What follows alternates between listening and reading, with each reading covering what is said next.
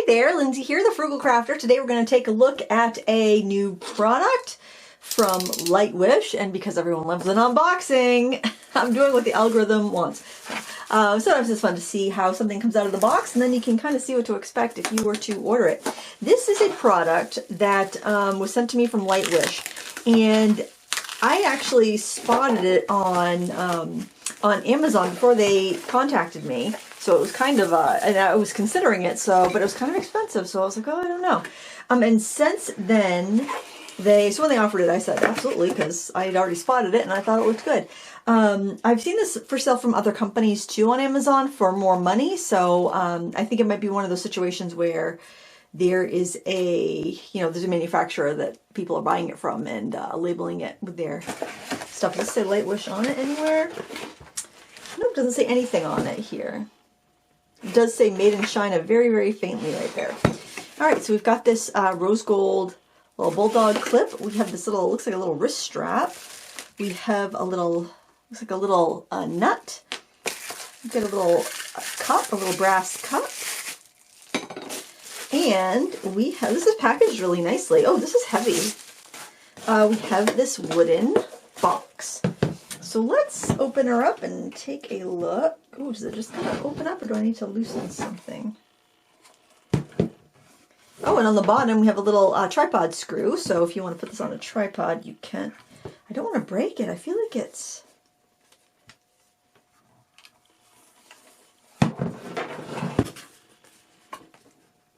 Oh, here we go. Oh! Oh! It's kind of nice. It's like a tension type of thing. Now I wonder if this has adhesive on it. So let's just take a look here. We have got, so the cup fits in there. You either hold it in your hand or you can put it on a tripod. This must be to clip your work. Maybe you're supposed to use this to clip the I'm just wondering if this is sticky. So let's just see.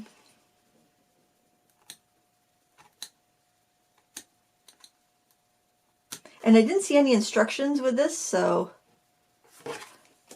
I'm going into it just as you would. Okay, there is a little, this is just a protective sheet for like a mixing area or something. It's not adhesive. That fits right in there though, and I think you're supposed to clip your paper like that. But you know, since it has magnets, or it's got, I think you could probably even just use a couple little magnets to hold your paper down. I think that would work really nice too. We've got little half pans that come out. I'm not sure if a regular half pan is going to fit in there or not because they're rounded. So, oh, I got some half pans right here. Let's see.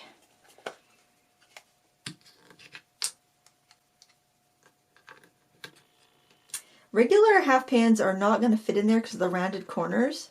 So you will have to fill that up, I believe, unless I've got some weirdo half pans here. Here's another half pan. I'll try this one because it's a little bit different. No, they're just a hair small for your traditional half pans, but since it comes with all of these half pans, it should be fine. Let's see how many. 1, 2, 3, 4, 5, 6, 7, 8, 9. 9 times 3 is 27. Is that right? 27. 27 half pans. We've got a mixing area here. I wonder if that pops out, or if that doesn't look like it has a film on it. It looks like you could even have 2 mixing areas. Now these are tension hinges there, and oh, you know what? I'm gonna loosen up those little nuts and see if it makes a difference. Huh? I'm not sure what those little nuts are for. Like maybe they're locking. I'm gonna take one out and look at it. Let's see what this is. What does this do? It's just a little nut. Honestly, I don't know what that does. I don't know what it could possibly do. It's just a little screw. I don't know what that does. But those are nice tension hinges. Tension hinges. I imagine the amount you're going to be putting on watercolor paper is going to be bad. And if you're using this actually on a tripod, I think you'd probably even want to go flat like that. And then you got that on the tripod over here, or over here if you're left-handed. I think that would work out just fine just to be flat like that. You've got room for a brush, which is nice. You could do a water brush and have a little bit of water in there, or you could do a regular brush. One pot is not quite enough for me. I like to have two, so I might want to clip something on the side, but it's a nice solid wood. This looks really nice. I'm excited to try this out in the field because, I mean, a little brass cup. This is selling for, I'm thinking it was around $70 or maybe somewhere between $65 and $70, and there was a coupon code, like a $7 coupon last time I looked. This wrist strap, what is that going to hook to? Let me let's close it up and see. Can I close that? I think I can close it with that cup in there, so let's try that. Yep, it will close with the cup in there. Why does it want to not close tight? Oh, because of this thing. I think I want to put a little adhesive in there and yeah, I think I want to put an adhesive in there because that's going to be kind of a pain. Now why is it not closing? Oh, because I've just knocked down all of this. Yeah, we got to put something in there to make that stay, or just not use it at all. But I think it would be a nice mixing area. If you wanted an extra mixing area, maybe you didn't want to use that as a place for your paint. Let's just leave that up for a second. But I do want to put that in and see how well that closes. Okay, that's going to close well. So this here, I think, is just to keep crud out of the thumb screw for your tripod. I think that's all that is for. And probably this just goes in it so you don't lose it, or maybe it's so you can carry it. You think? That could be it. Let's see, what's that like? You could carry it like that, I suppose. Gosh, I don't know. That's pretty thin. I don't know if I would trust this because this has some weight to it. I don't know if I would trust that.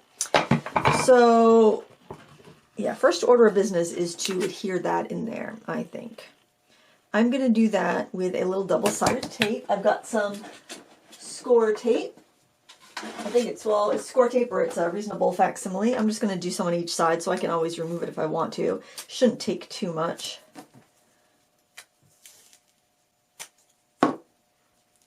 That's more than enough. Because that would really irritate me. And I got some fuzzy on there. Nobody's going to see that though, luckily. There. Now that's not going to fall if we close it, and everything will stay nice and tidy where it goes. Maybe this is to hook onto the, maybe that's to hook onto the clip. That also could be the case. I don't know if I can get this undone now that I've, yeah, I think I can. Yeah, maybe we're supposed to put this on here so it doesn't get lost. I don't know, I think you'd keep this clip on your sketchbook, wouldn't you? I don't know, what do you think? What do you think that's for?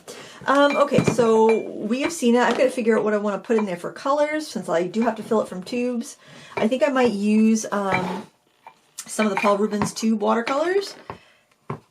Oh yeah, when I have that little plug in there, it's going to wobble, so that's interesting. I could see them putting that in there. This feels really well made. I didn't know how it was going to be. Because it seems like whenever you see little wooden pochade boxes like this, little field easels, they're quite expensive. Okay, so I'm impressed with the quality of it. I just need to try it out and see how it works, and I will report back when I do. And yeah, we'll give it a go. I just noticed the box also comes with these double-sided adhesive dots for the half pans, so then you don't have to worry about the half pans falling out. So I think that's really nice. Maybe there was enough extra there to do the lid and I just didn't notice it. So why don't we go ahead and fill this up. What I'm going to do is I'm going to take that plug out of the bottom and hopefully not dump those pans everywhere. Let's use the Paul Rubens Artist Watercolor. Since this was sent by Lightwish. Lightwish is a sister company to Paul Rubens, and I do like these paints. And because of the palette, I have them currently in half pans. I don't tend to use them that much, so I think it would make a lot of sense to put at least 27 of the colors in here. So what do we want to do? I think I might go grab my swatch for this and decide, or I could just go through and pull out the colors I know I would want. I definitely want a cobalt turquoise. I definitely want a ultramarine. I definitely want like a Prussian blue type color. Oh, this Indothrone blue. It'd be easier just to pull out the colors I don't want. So this is 27 colors, and I've got 36 tubes. Maybe I should just pull out the colors I don't think I would use. So that would be 6, 7, 8, 9. The 9 colors. It'd be easier just to eliminate the 9 colors we're probably not going to use, wouldn't it? So let's see. I wouldn't use ivory black generally.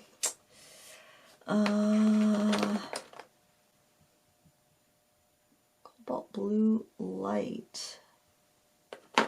Oh, this is hard. I probably wouldn't use Indian and Venetian red. I might use one because I don't seem to have much in the way of browns in this set. I've got a brown umber there. That's a mix.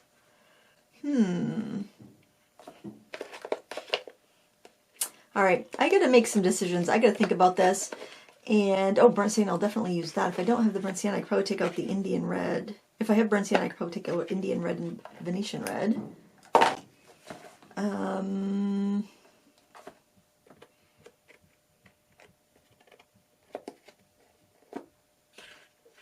I want to put that over near the brown, though. I don't like that being up there in the reds.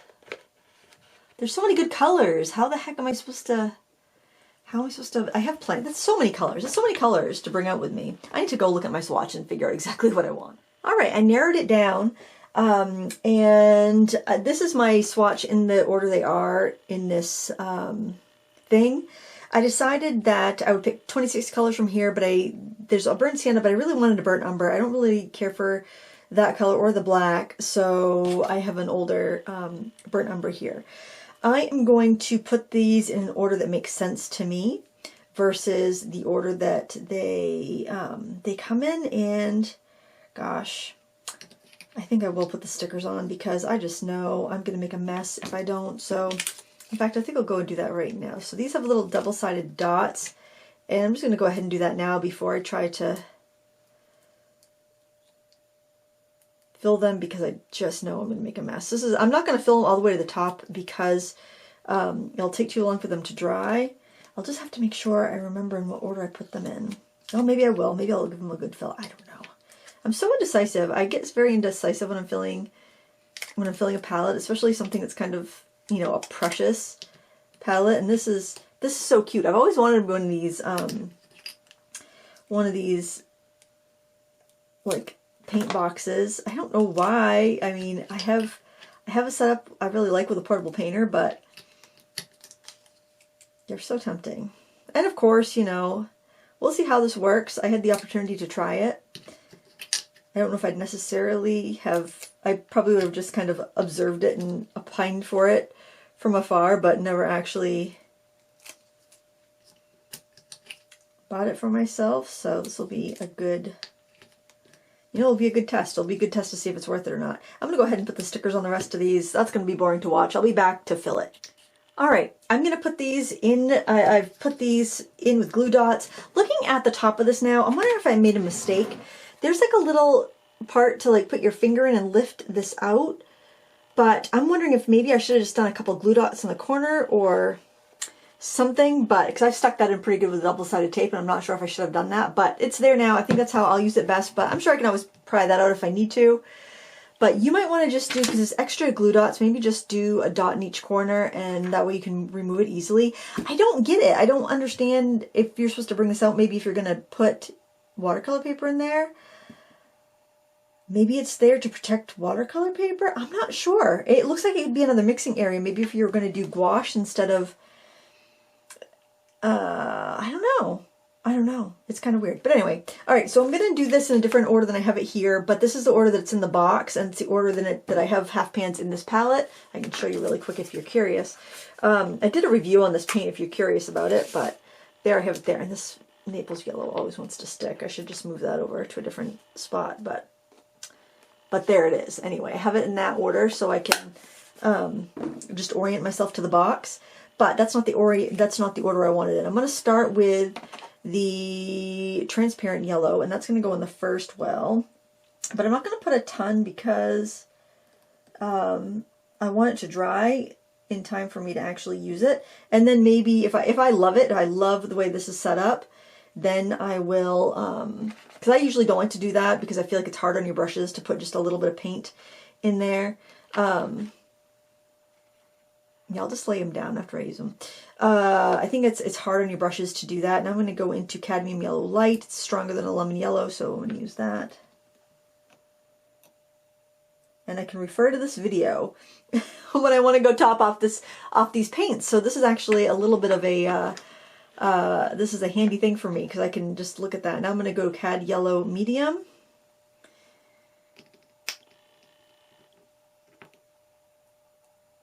I don't like to put just so. Maybe I want to put a little bit more than this in there. I don't know. I don't want to fill it to the brim. These did take a while to dry. They're not super runny, but they do seem to be a little bit sticky. Then I'm going to do Indian yellow.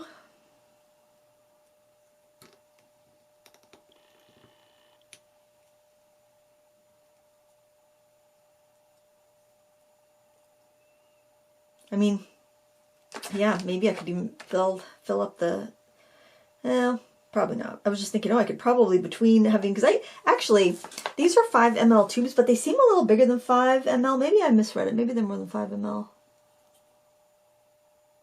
Yeah, they say 5 ml, but it seems like there's more paint than that because I did several. I think I did 3 top offs with this, and they're really close to the top. And generally, and they seem to only be about half used, so it seems like there's a lot more than 5 mLs of paint in there. Anyway, then we've got Earth Yellow, which is like a yellow ochre, and I also have Naples Yellow. So I probably don't need both of those, but I like them both, so I'm going to use them both. I think I'll do the Naples first. And this is a mix of white, which is PW6, PY53, and PBR24. And the Earth Yellow I have is actually a PY... Oh no, we've got some binder issues there. Shoot. Well, you know what? I think I'll put a little bit more out and stir it with a toothpick. Ah, that's a bummer. Sometimes that happens though.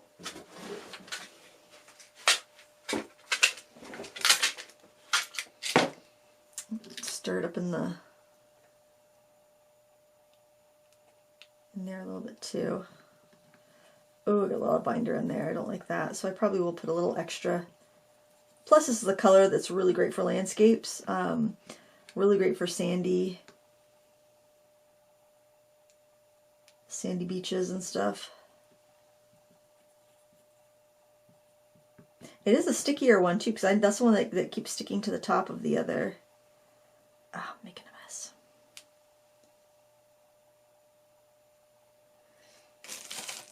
I keep sticking to the top of my other palette. I'm sorry if I seem so low energy today. It's filming this on Labor Day. It's just kind of a weird day because my husband's in radio, so he's got to do his air shift today, so he's not home. The girls will be getting ready for going back to school.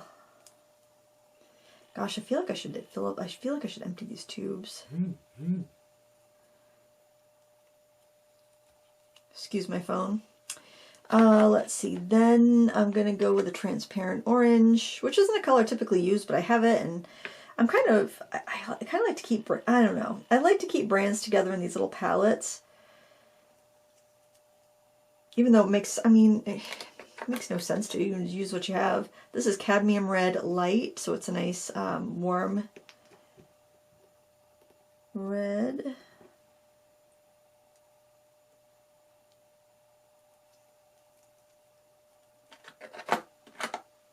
Then we've got burnt sienna. I don't want burnt sienna there. I want burnt sienna to be down at the bottom, so I'm going to leave that one hanging out there.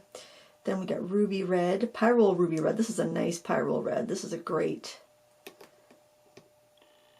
slightly warm primary, I would say. Not as warm as cadmium red light, but just a really good, really nice color.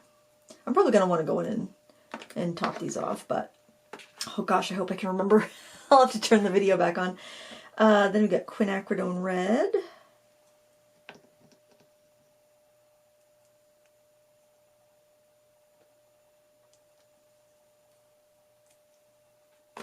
Then I'm going to go to Indian red.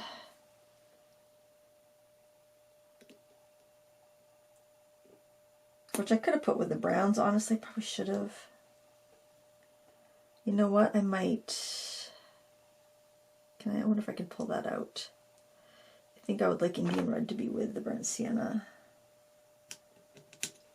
Made my first error and I've got my finger stuck in there. Oh man. I'm having a time. I think I'll just leave it there because it's not that much paint. I'm just going to leave it. Oh, making a mess. Got on my fingernails. Yuck. Okay, I'm leaving it. I'm just going to leave it there. Alright, then we've got quinacridone magenta.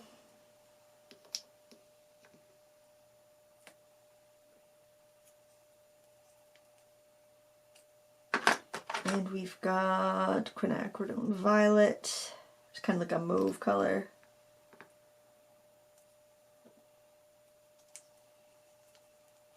Yeah, because I think, oh, if I use up some of these tubes, then I will, then I can put the tubes that I've left in with my general storage, because kind of outgrowing my general storage, which is shameful, but gotta test the products, right?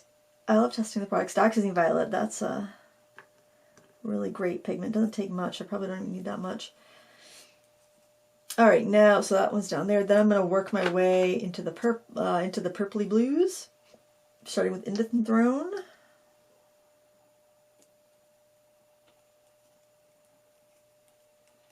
Then I'm going to go to Ultramarine.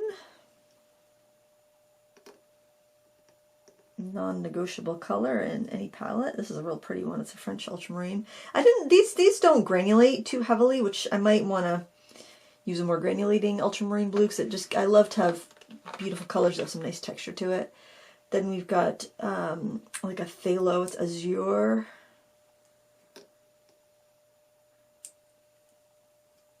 They call it azure. I like this. I think it's a 5th generation. Then we've got Cobalt Blue Light, which just says PB28, which is cobalt blue, but I wonder if it has some white in it or something, because it does seem to be like lighter in value. Ooh, it's very stringy.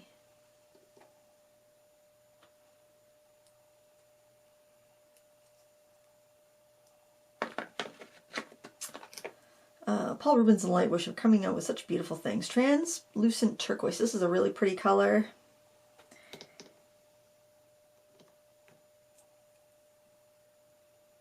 PB16. Sometimes it's called peacock blue.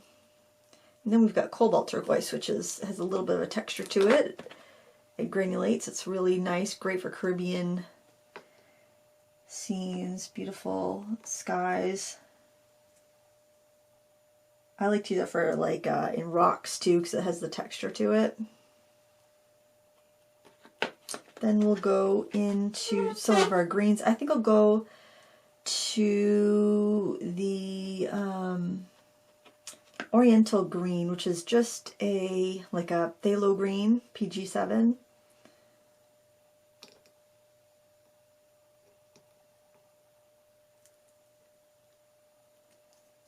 And then I'll do the Cobalt Turquoise Dark, which is just like a cobalt green, PG26. This should have some granulation in it, but I don't know if it does. This one feels like it's getting real stiff in the tube as well, so yeah, I might want to be topping these up and trying to get these out of the tubes so they don't dry up in the tubes. And then we've got, let's see, I got a sap green and an olive green. I think the sap green's a little bit more bright.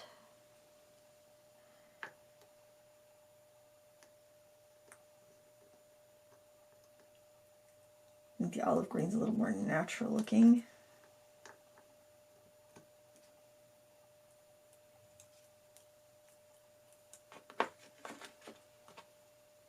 Maybe I should put these back in the order of putting these in. Yes, we got our olive green. And And then I'm going to go in with my browns. Why do I have an extra spot? Am I missing one? That's weird. I got an extra spot. Alright, I'm going to do burnt sienna.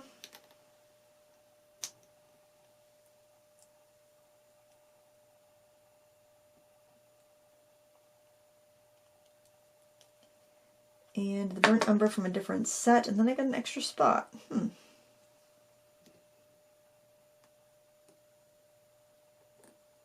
Burnt sienna, burnt umber.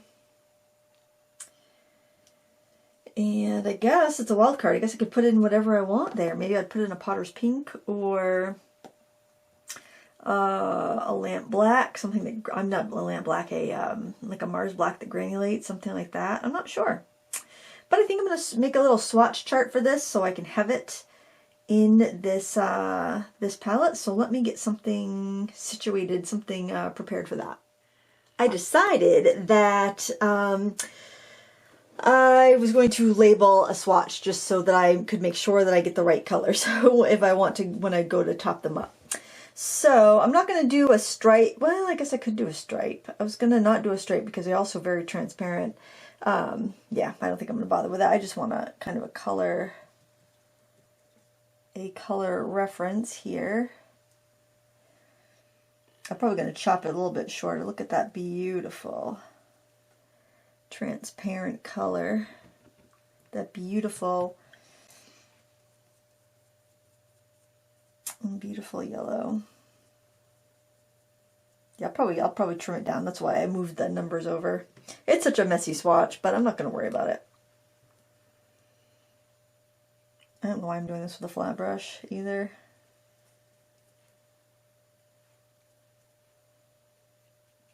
Should be doing it. I don't know. I feel like this whole thing is ill-advised. Do you need a sketch palette? You might. I probably don't, but man, it's so beautiful. Nice big fat juicy swatches. I'm gonna pre-wet a few areas here.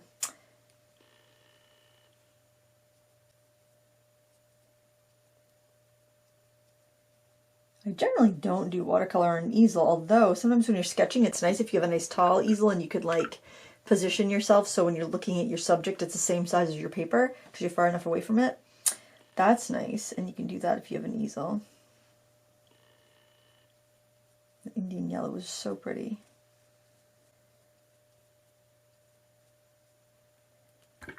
Something I want to try is getting some magnets and seeing if I could hold my paper to the thing with magnets rather than just clipping it.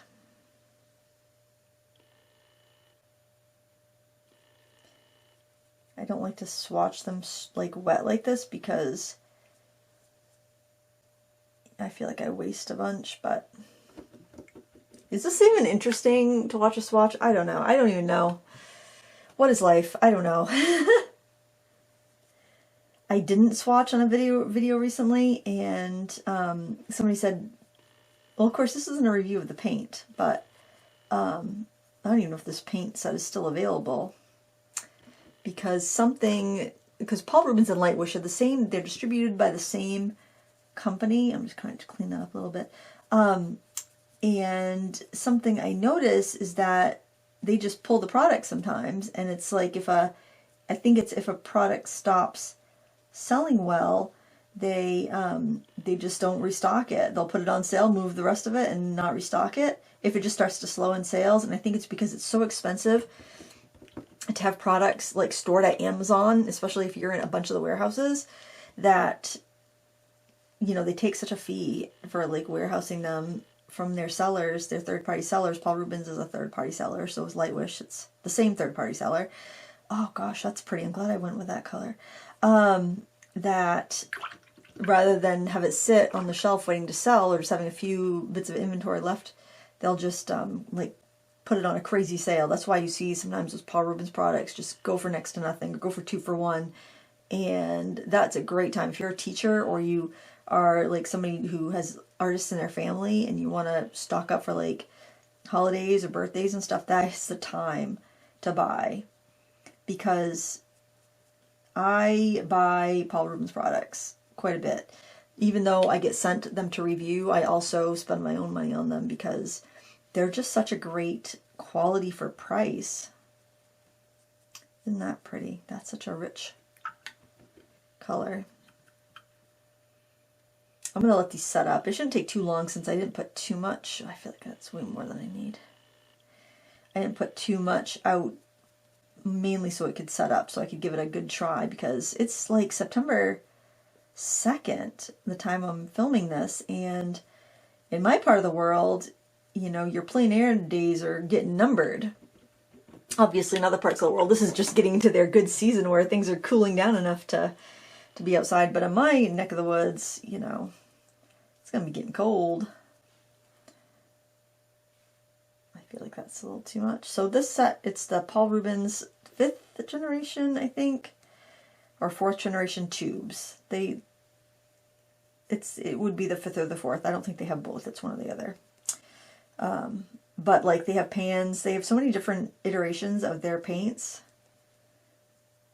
So I know there's a 4th and a 5th in the pans. And I can't remember what this, does it say? Let me look. Let me look on the box. It says, it looks like this. I don't see a generation, but they're not cheap. Well, they're not cheap, but they're not expensive compared to other brands. I think that was about $79 for the 36 colors, 5 ml tubes.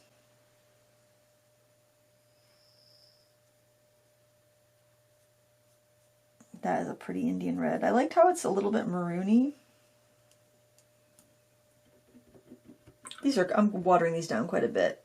They'd be much stronger when I have them in pans and I can add the amount of water I want. I just don't want to waste too much. And I'm doing just that right here.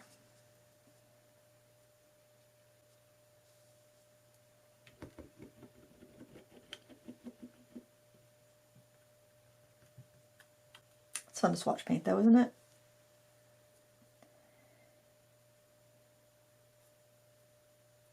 It's that weird time of year where it's like I've got one child that's starting her fall semester tomorrow, and I got another one who's going to be going abroad in a couple of weeks, so it's kind of, it doesn't quite feel like it's fall yet. It's still nice out, but it's getting cold at night. It's just kind of that weird transitional time. And I feel like I'm on call as a parent. Like I need to be available at all times. And they're coming and going, so if you have kids, you know, it's like if they're away at school, they could be coming and going, and you know, you're none the wiser and everything's fine. But if you know they're coming home, you're going to wait up for them or make sure that they get where they're going, and it's just, I mean, you're always concerned no matter what, but it's like it's right there, front of mind. Oh, that's pretty. That's Indithrone blue. That's a really nice. It's a really nice substitution for Prussian blue.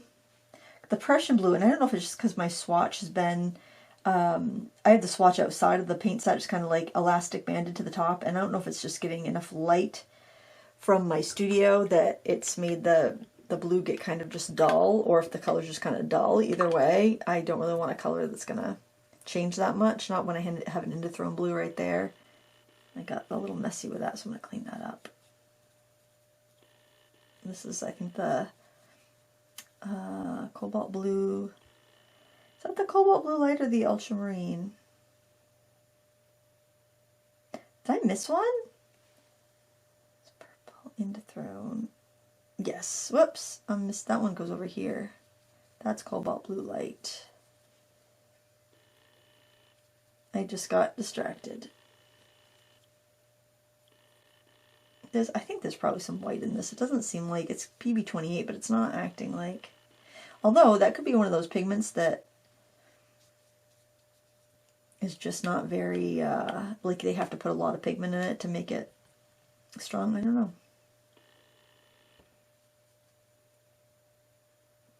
Ultramarine is my most used color. ultramarine, I would say. Ultramarine, yellow ochre, burnt sienna are my three most used colors. They're actually a triad. It would be a very warm, muted triad, but still it's a triad.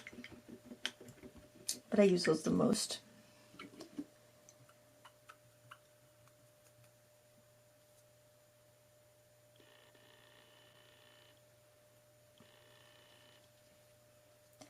This is a very green, I think they call it azure. It's kind of like a phthalo blue, but it's definitely a little bit more green based than your typical phthalo blue. But it'll give us a nice cool mixing primary.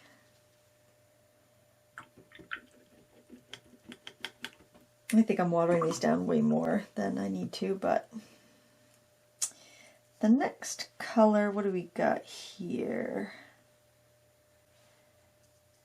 Oh yes, this is the turquoise dark, which is like a PG-16, like a peacock blue. Just a little smidgen gives you so much color.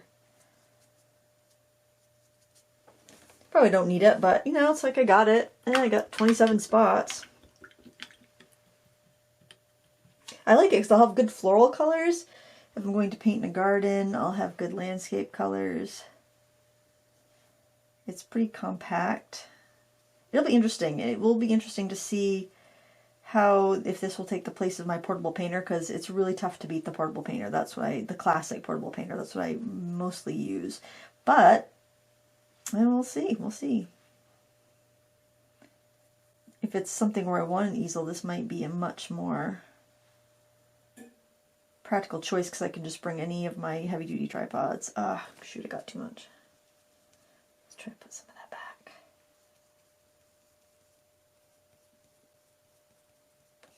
If it is a granulating color, you need a lot of water to show the granulation. I don't think I'm putting that much water on here.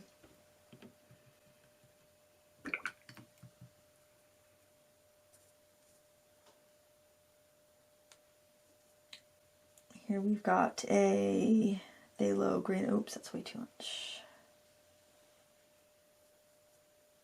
That's a nice mixer. Although we do have quite a few greens here, so that's always good to have something to mix that mixes really good if you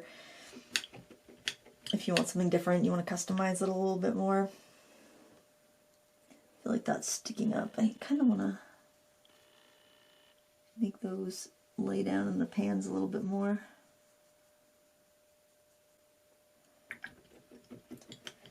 So I figured this would be much more practical than having to watch back my video every time I want to refill this palette.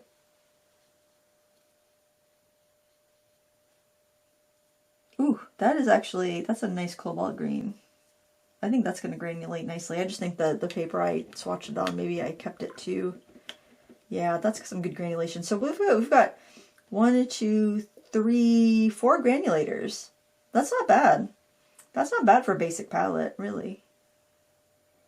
Clean that up a little bit. Clean up that little pan. Oh, making more of a mess though. Really lively sap green. Yeah, it'll be interesting to see how tidy this palette stays. That's another reason I didn't want to fill it up to the top, because I felt like I might end up making it kind of messy.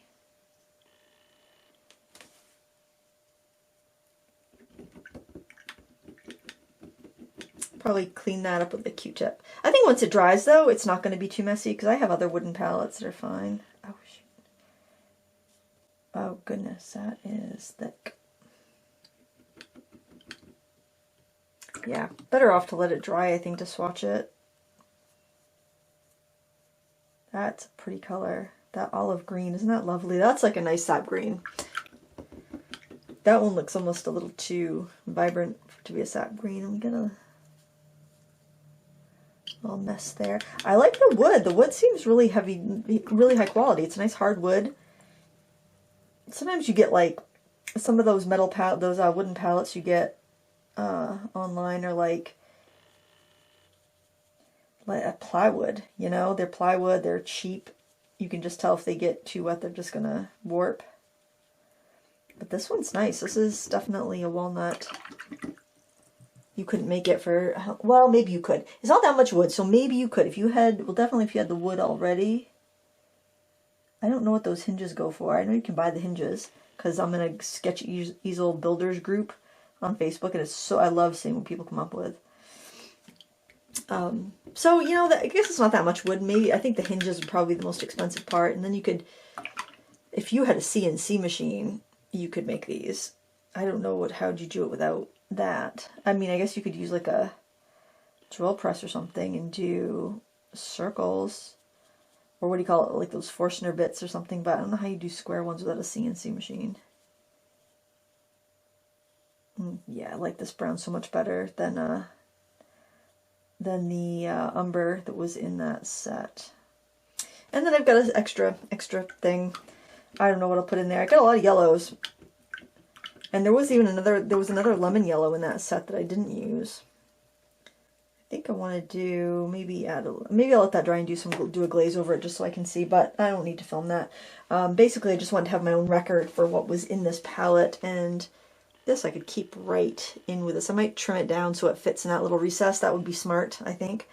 But yeah, I'm gonna use it and see what I think, and then let you know when I do. See, I can trim that down and have that fit right in there, and that would make sense.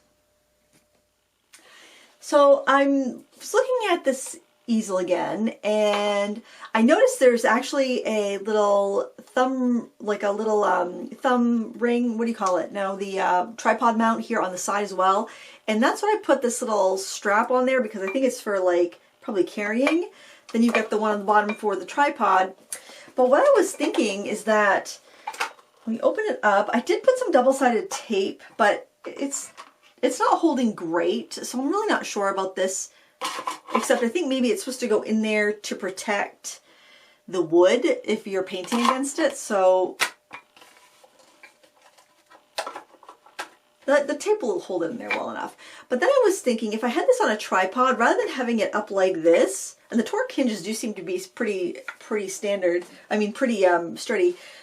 I don't know if they're standard because I've never used it before, and I could have my sketchbook clipped like that, but then I thought, you know, I probably wouldn't paint watercolor upright like this. What I'd probably do would be flatten it out like that, and then clip this to the top. So I would take the rose gold clip here, oh my gosh, and I would clip it up like that. And I think that would be a little bit better. I could set this on my lap very easily. I'd actually clip it over a little bit more, I think. Or I could have it on the tripod like that. So I think I'll probably take this out to the deck and see how I like working with it. Give an idea of like how I'd want to work with it in the field or maybe out in the backyard or something. I probably would be just as well inclined to hold it kind of like a waitress holds a tray, because it is nice and sturdy like this, than I would be to put it on a tripod, just because I'm not typically one to use a tripod, honestly. But let's give it a try and then see what we think. All right, I'm outside. I think it's going to rain, so I'm going to have to be quick. I did bring a water brush. I think this is going to be the best option for me. But I did put some of the brushes in the little brush holder here to see like how that would be. I don't know. I don't know if I'd actually use that or not, but I think because there's not that much water, this is like maybe a quarter of a cup like size, I don't think I'm going to end up, I don't know, I don't think that's going to be the best idea. Oh, I forgot to bring a rag. I think the best option would actually be to put a rag in there and use a water brush, honestly. But I'm going to paint this sketch that I did in Vaughan Woods a couple weeks ago, and we're going to see how it goes. This is very comfortable to have on my lap, so I like that. Yeah, I'm just gonna see. I guess I'll start with the regular brushes just to see how much I like it. Oh, you know what? This big brush is probably too big for that, for the pans there. It hasn't really set up, even though I filled it a week ago. It still hasn't fully set up. I like the mixing area. It's nice and it's not beating up or anything, so that's good.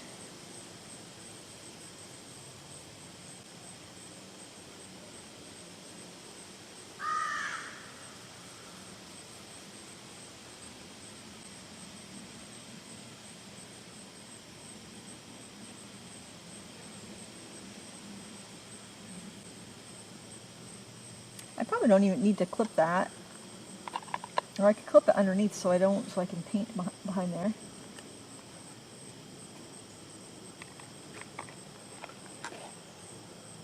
I guess if it was breezy I'd need to clip it, but it's not. It feels like it's gonna rain.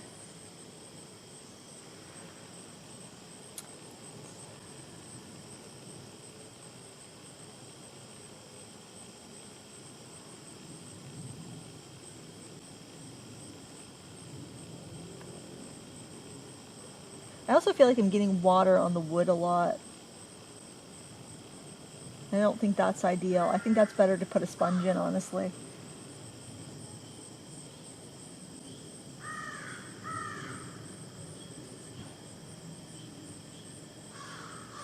Give that some shadowy color back there.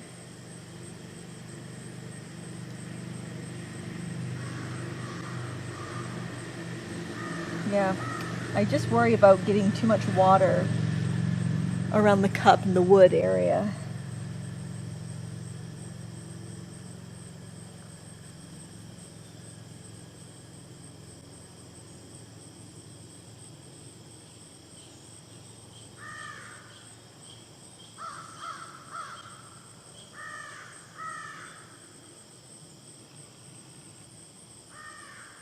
I want that stone area to be much lighter. The stone bridge. With some contrast around this tree too.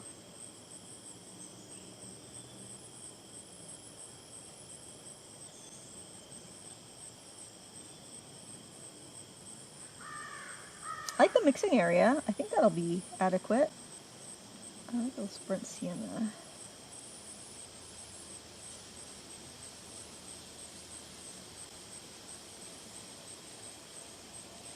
Oh, I think I felt a sprinkle. I hope not.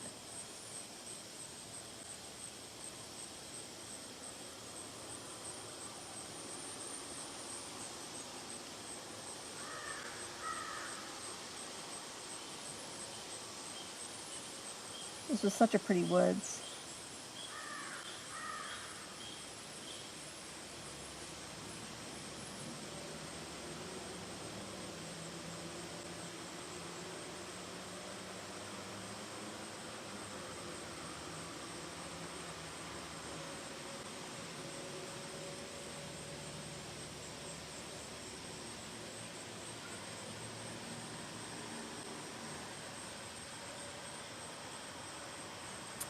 I think actually this is going to work out pretty well.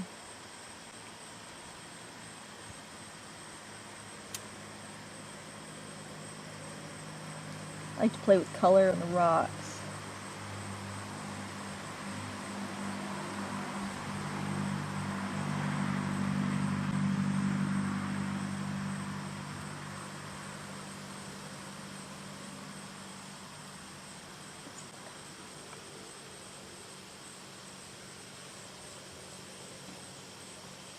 Especially closer to the subject because it can kind of bring it forward. And you know, maybe that's going to be enough water. Let's do a little of this Naples yellow here.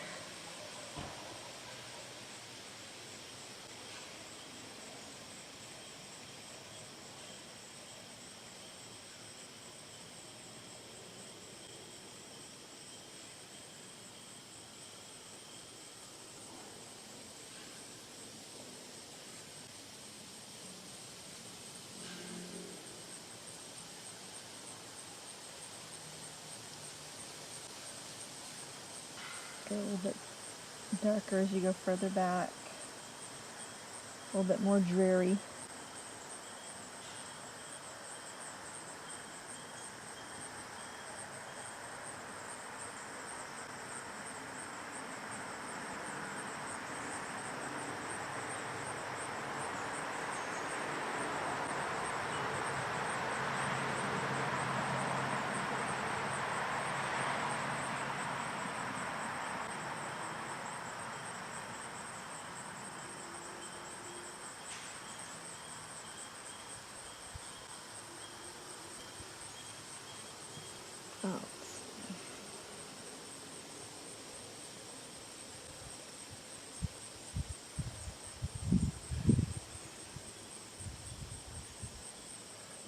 water, there might be enough water for an urban sketch or a quick little plein air.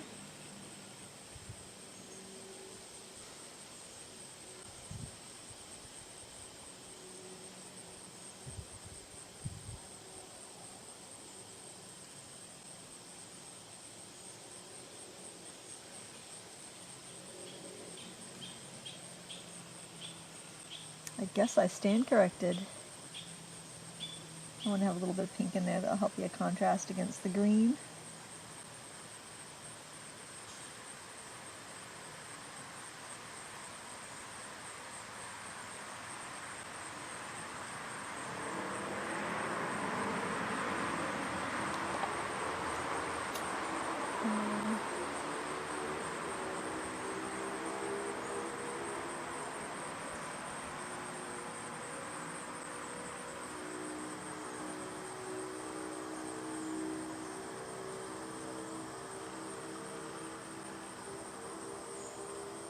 Some ripples in the water. Oh, it's getting warm out now.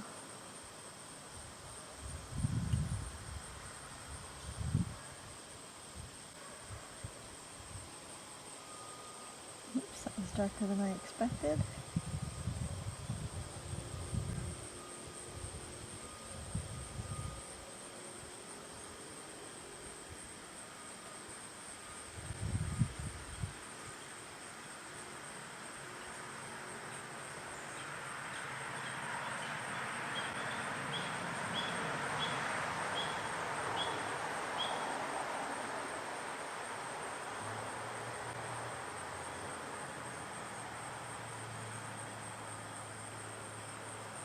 The water's usually darker than the rocks. It's got reflections.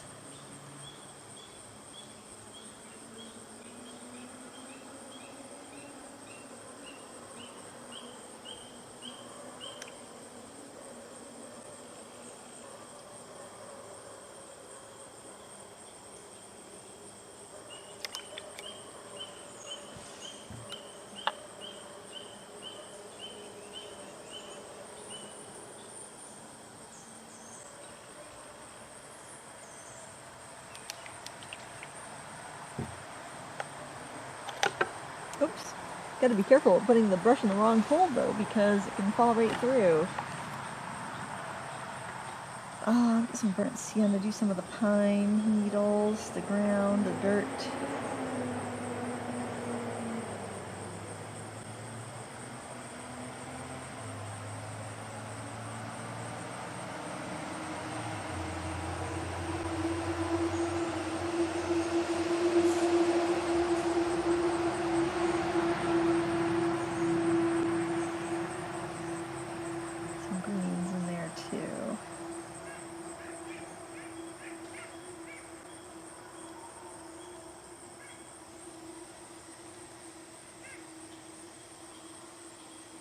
It was summer at the woods, so there's plenty of greens in there. Moss. You need to get the moss on the rocks.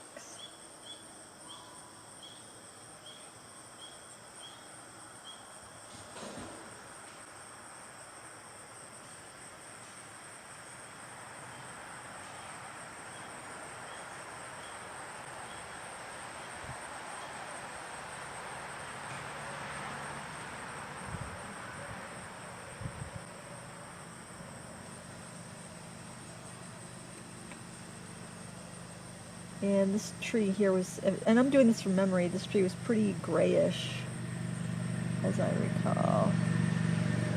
Get some palette mud going here.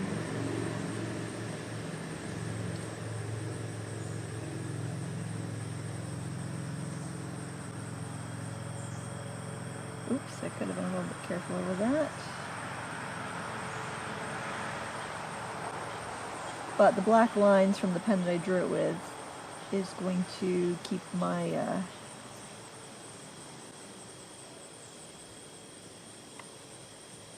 it'll keep my stuff pretty well. I'm just wiping off that paint where got a little crazy.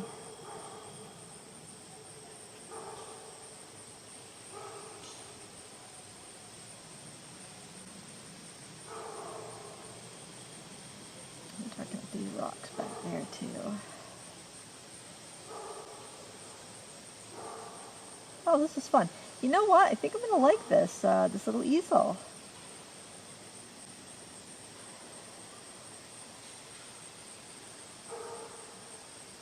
I think so. Very easy. I would add a couple more clips because that's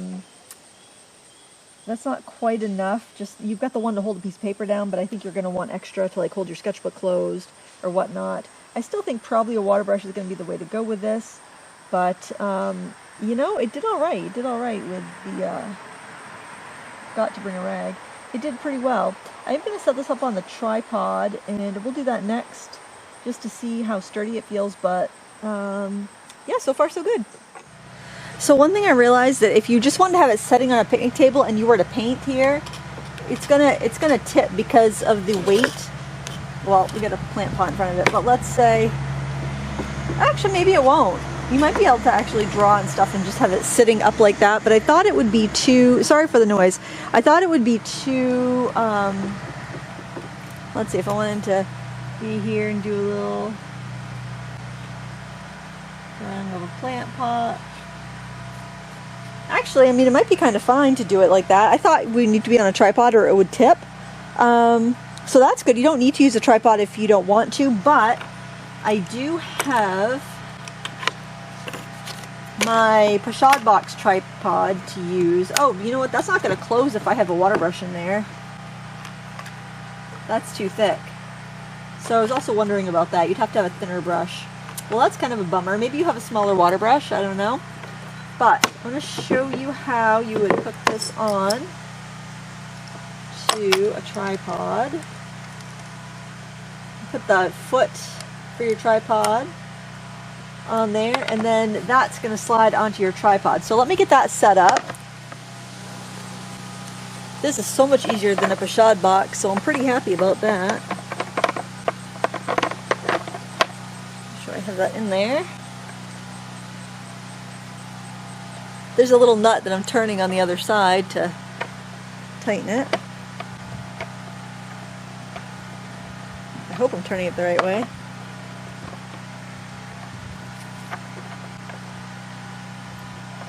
I can bring the camera over actually when I do that. There's like a little nut in there. Okay. And then, oh, you know what? I've got my thing turned around the wrong way. I don't typically use a tripod, so let's turn that up. Let's crank you up so you can see. Bring you over here. Actually, yeah, I think that's gonna be fine. Let's just do a little demo here. So that's on there. I'll just take my water brush since I don't have any water in the thing. Typically I wouldn't be doing watercolor at an easel. I'd have it flat, but if you do want to paint upright, let's just see how it'll go. I think that's going to be fine.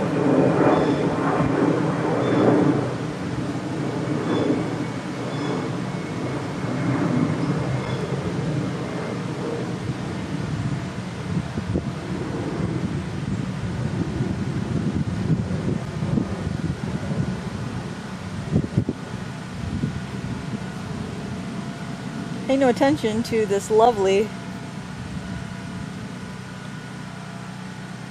painting that I'm doing.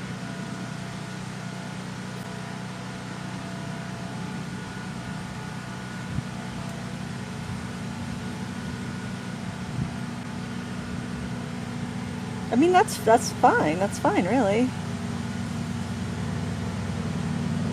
Another pot in there.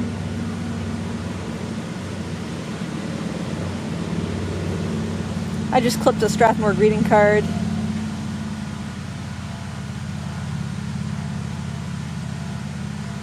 And I put another little pot here. I don't know. Imagine the type of things you might paint outdoors.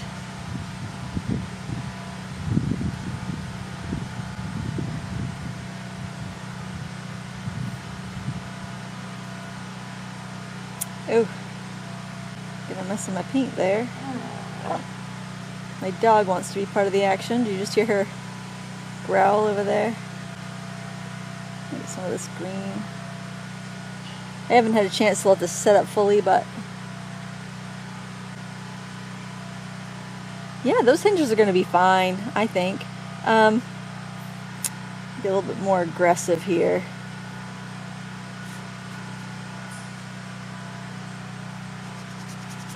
I mean, I'm pushing pretty hard, and I'm pushing harder than I would with a watercolor brush.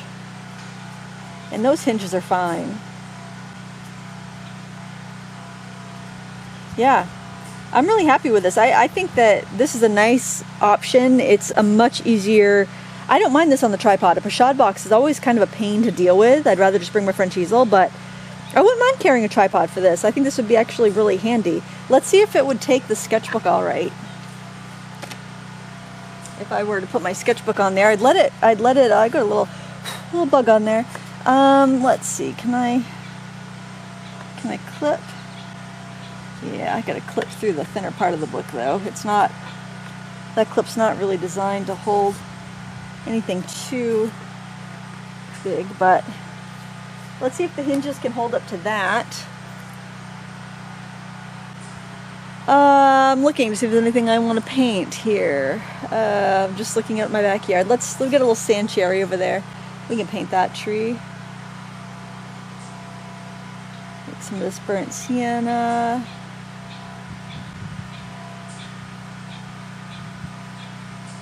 Yeah, there's no issue at all with the torque hinges. I was kind of worried about that. Worried about just sitting it on a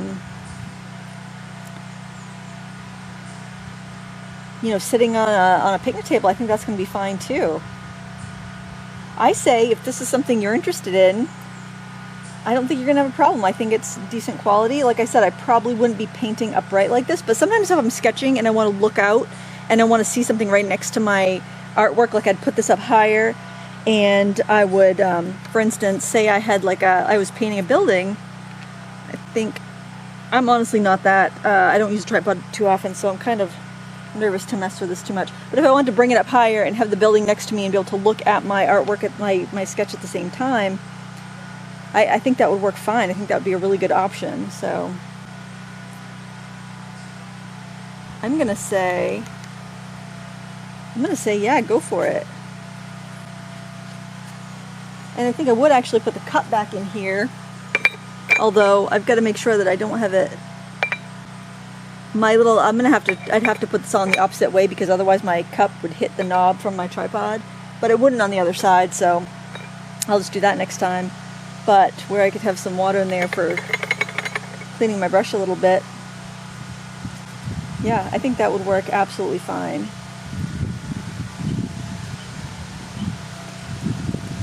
Yeah, I think so.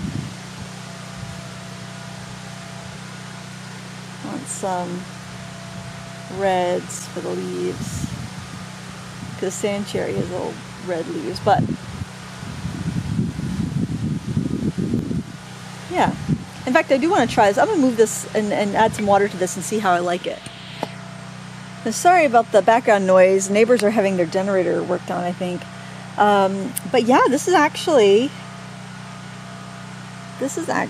pretty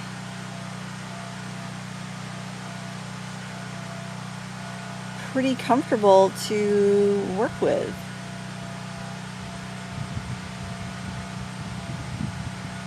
I mean, especially considering that I don't use an easel for plein air very often.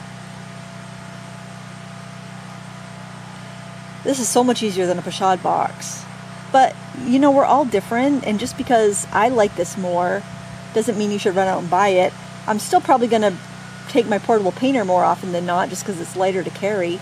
But if I was going to go somewhere where I'd want a tripod, yeah, I definitely could see this. Now, don't judge my plein air work by this piece here, because I'm usually not filming when I plein air, and I'm not trying out new equipment, but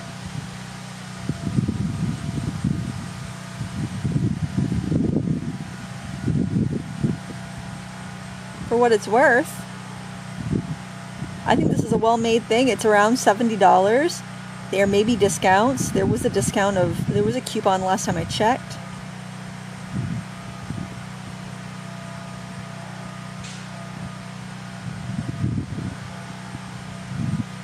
So I'd say, yeah, give it a look if it's something that you'd want for your plein air journey. A little shadow on the grass, I like that shadow.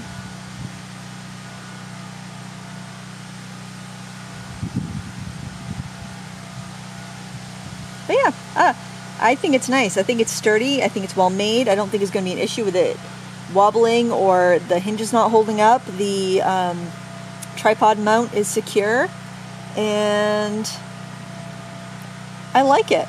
I think the water cup might be enough. But definitely, if you're going to use a water brush and have something, a little extra area to clean your water brush on, that definitely would work. Throw a rag in there or something. But yeah, as long as your tripod is sturdy enough, it's not going to have a problem with it. This is the mixing space even I find to be adequate. I'm going to go back to the other painting I was working on, since it's dry now. Add some shadows on those rocks. I would throw a couple extra clips in the bag, just binder clips or whatnot, to hold your sketchbook. Like this is wanting to flop because I'm using a sketchbook and not just a single sheet of paper like they recommend in the promo for it, just using postcards, because I tend to like to use a sketchbook. But if you are just using a postcard, you'll probably be fine with the clip that you have. But throw a couple extra clips in there if you're going to use your sketchbook.